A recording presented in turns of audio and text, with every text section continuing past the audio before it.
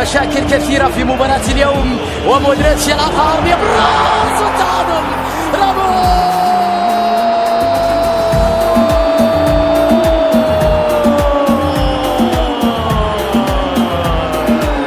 أسألكم أجيبوني كيف يخسرون ولديهم هذا الراموس؟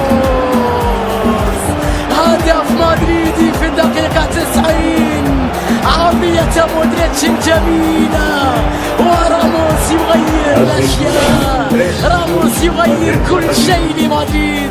عرضية مودريتش ضربة راسية رائعة يا راموس، رائعة لراموس.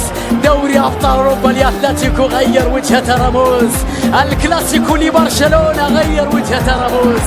أي رأس تملك، أي شجاعة، أي روح، أي قتالية، أي ضربة راسية، أي راموس.